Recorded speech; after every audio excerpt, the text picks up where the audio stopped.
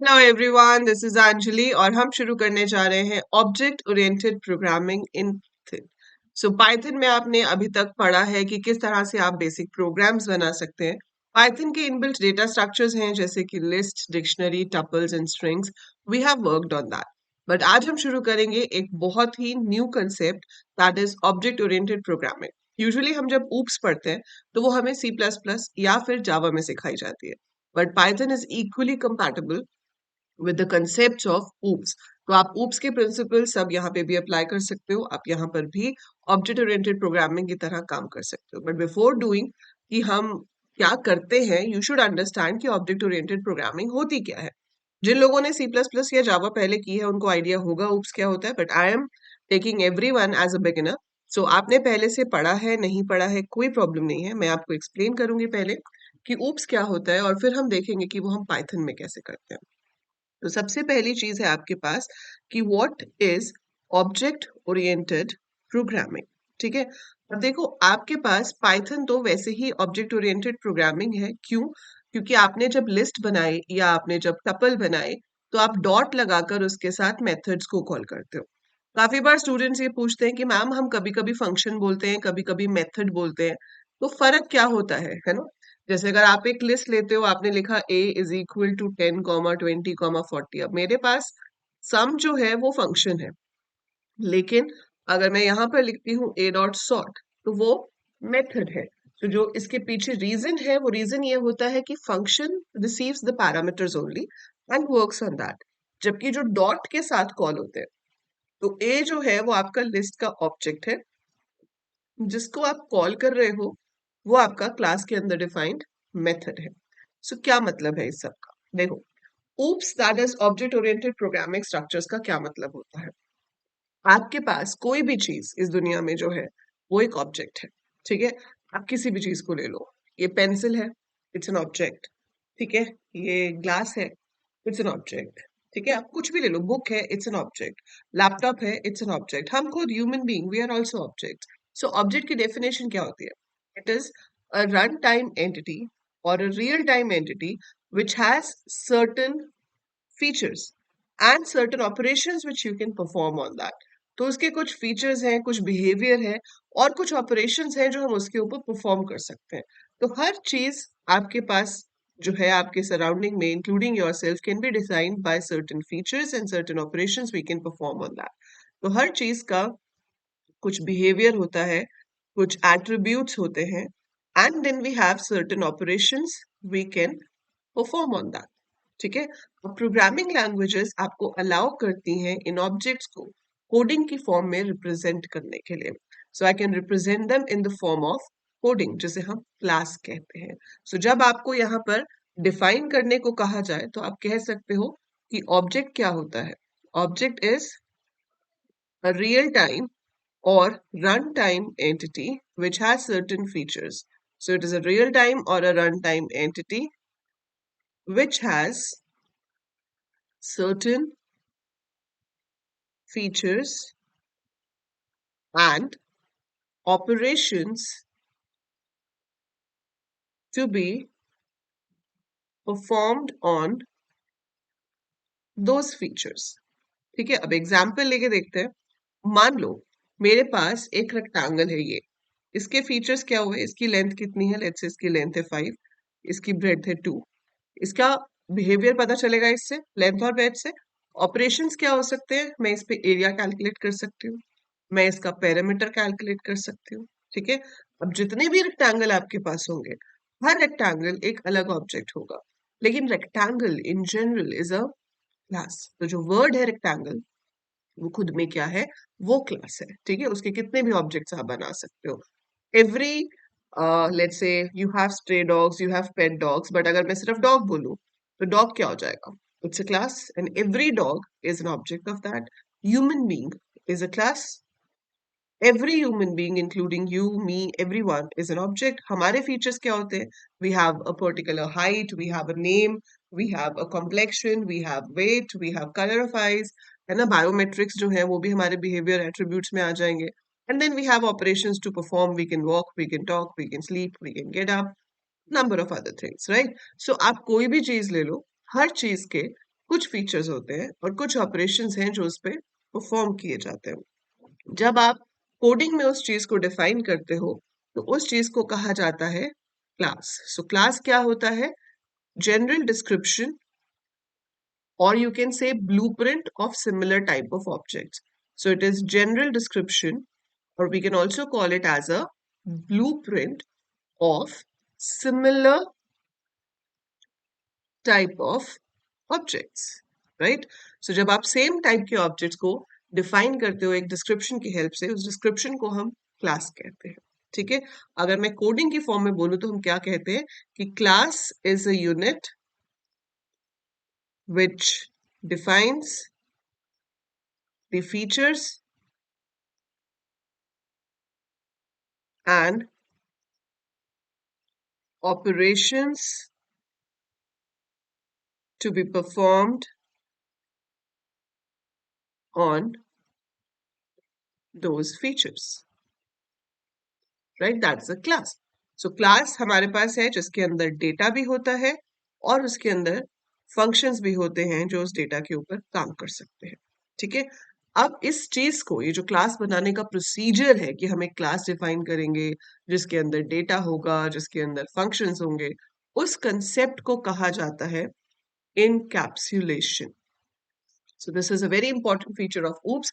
Object Oriented Programming के कुछ basic features होते हैं जिनका नाम है encapsulation, inheritance, polymorphism, जिसमें से पहला आपके पास आ जाता है encapsulation, जिसे कहा जाता है wrapping up of data and functions to work upon that data in a single unit called class.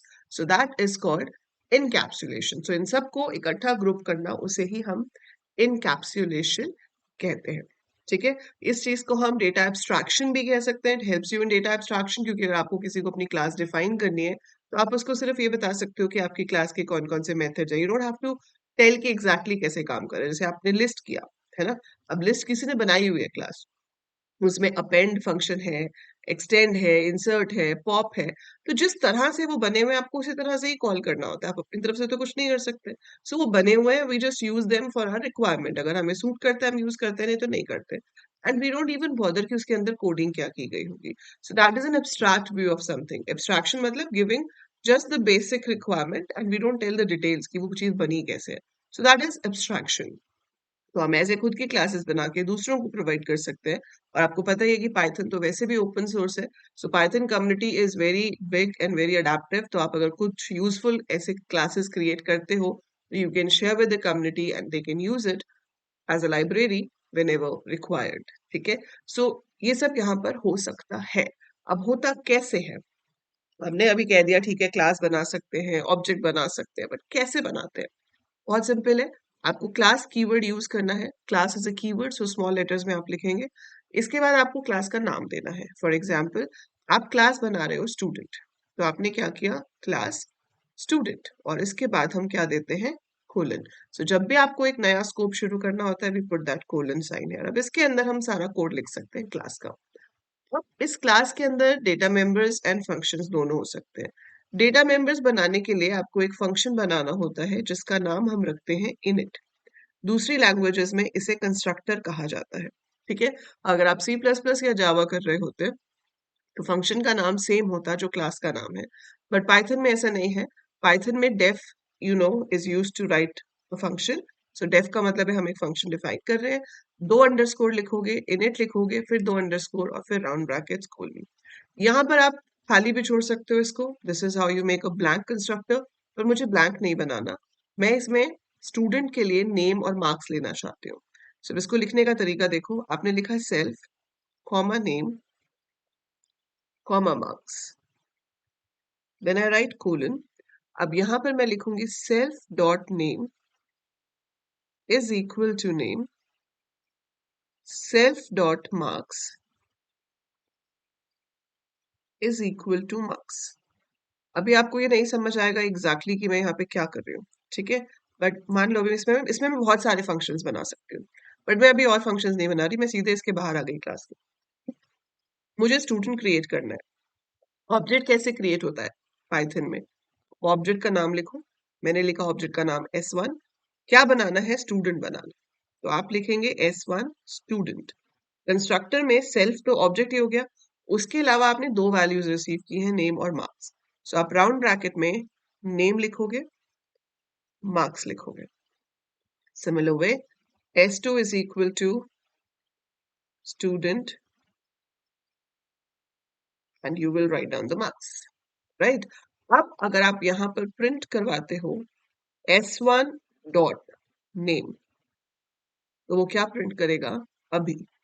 अगर आप प्रिंट करवाते हो S2 डॉट नेम, तो वो क्या प्रिंट करेगा करंट, राइट? सो इससे क्या हुआ, S1 को अलग मेमोरी एलोकेट हुई। S1 तो रेफरेंस है which is referring to this object. S2 is a reference जिसको अलग से मेमोरी एलोकेट होगी, it is referring to this object. इसमें एक नेम होगा, एक मार्क्स होगा, इसमें भी एक नेम होगा, एक मार्क्स होगा। तो आपने एक चीज से रिलेटेड चीजों को ग्रुप कर दिया और फिर आप उसे स्टोर भी करा सकते हो और उसके ऊपर और बहुत सारे ऑपरेशन अभी परफॉर्म कर सकते हो। ये मैंने आपको सिर्फ एक बेसिक सिंटेक्स दिखाया है कि क्लास बनती कैसे है। सो हम क्लास कीवर्ड लिखते हैं, जो क्लास बना रहे हैं उसका हम नाम लिखते हैं, कोलन का साइन देते हैं। कंस्ट्रक्टर बनाना कंपल्सरी नहीं है, आप एम्प्टी क्लास भी बना सकते हो, खाली क्लास भी बना सकते हो। अगर आपको खाली क्लास बनानी है तो आप उसमें सिर्फ क्या करोगे, डेफ इनिट और फिर यहाँ पे पास लिख के छोड़ दो। So that will be an empty class, उसमें कुछ भी नहीं होगा, ठीक है। बट एम्प्टी क्लास बनाने का कोई यूज नहीं होता, so we are not creating, but you can create. So यहाँ पर अगर आपको क्लास बनानी है तो आप पहला ऑब्जेक्ट लेंगे सेल्फ। सेल्फ मतलब object it self, it's a keyword. तो सेल्फ एक कीवर्ड है जो अपने आप ऑब्जेक्ट को रेफर करता है। सी प्लस प्लस और जावा में इस कीवर्ड के लिए हम दिस यूज करते हैं, बट यहाँ पर पाइथन में सेल्फ है। तो self comma name comma marks. तो यहां से क्या होता है, जब आप ये ऑब्जेक्ट क्रिएट कर रहे हो, जब आपने लिखा है S1 is equal to student Abhi comma 50, तो ये अभी चला जाएगा नेम में, 50 चला जाएगा मार्क्स में। अब ये तो लोकल पैरामीटर्स हैं, ठीक है, दीज आर लोकल वेरिएबल्स। ये जो नेम यहाँ रिसीव हुआ है वो आपका सेल्फ डॉट नेम में जाकर स्टोर हो जाएगा। सिमिलर वे मार्क्स जो है वो सेल्फ डॉट मार्क्स में जाकर स्टोर हो जाएगा। सो अभी स्टोर हो जाएगा S1 ऑब्जेक्ट के नेम में, 50 स्टोर हो जाएगा S1 ऑब्जेक्ट के मार्क्स में। फिर जब ये लाइन कॉल होगी student current 65, so current will be stored in S2 के name and 65 will be stored in S2 के मार्क्स। सो ये जो डॉट ऑपरेटर हम यहाँ यूज करते हैं, this is called member of operator. So ये बताता है कि name is a member of S1 जो हम यूज कर रहे हैं। यहाँ पे जो नेम हम यूज कर रहे हैं दैट्स मेंबर ऑफ S2। तो ऐसे आप कोई सा भी ऑब्जेक्ट क्रिएट कर सकते हो फॉर एनी पर्टिकुलर क्लास, ठीक है, किसी भी क्लास के लिए। जैसे अगर मुझे रेक्टेंगल क्लास बनानी होती तो I could have made like class rectangle और इसके अंदर हम क्या कर लेते, def init self length comma breadth और यहाँ पर मैं ले लेती self dot length is equal to length. और ये जरूरी नहीं है कि दोनों नाम सेम हो, self dot length is equal to length भी लिख सकती हूँ मैं, तो हम कन्वेंशन के लिए सेम नाम लिख देते हैं, but it can be different. जो नाम यहाँ पे आप यूज करोगे सेल्फ के साथ वो आपके एट्रीब्यूट्स के नाम होंगे। अब इसमें ही आप फंक्शन बना सकते हो, def area where I can print area is comma len into breadth और self dot len into self dot br भी लिख सकते हो। सो बाहर से तो हम यूज कर ही सकते हैं, अंदर हम इसको डायरेक्टली ऐसे लिख सकते हैं। And now you can create an object of this. So आप यहाँ पर बना सकते हो R1 is equal to class का नाम और क्लास के नाम में आप यहाँ पर वैल्यूज को पास कर दो। फिर आप यहाँ पर कॉल करना चाहते हो अब इस एरिया फंक्शन को भी, तो वो आपका एज अ मेथड कॉल होगा। आप कॉल करोगे R1 डॉट एरिया और वो इस एरिया को प्रिंट करते। सो अब आप इस कोड को एग्जीक्यूट करके देखिए और बताइए कि आपके पास क्या रिजल्ट आया इन द कमेंट्स बिलो। मैं आपको ये प्रोग्राम्स नेक्स्ट वीडियो में एग्जीक्यूट करके दिखाऊंगी with better data members and more functions, ताकि आपको इसके एग्जांपल्स और अच्छे से क्लियर हो। But I want you to try once before I show you how we code for it. So code आपने देख लिया है पाइथन में, ये आपका पहला कोड नहीं है, you have been coding in Python. So go ahead, write the code and tell me what output you got or what error you got.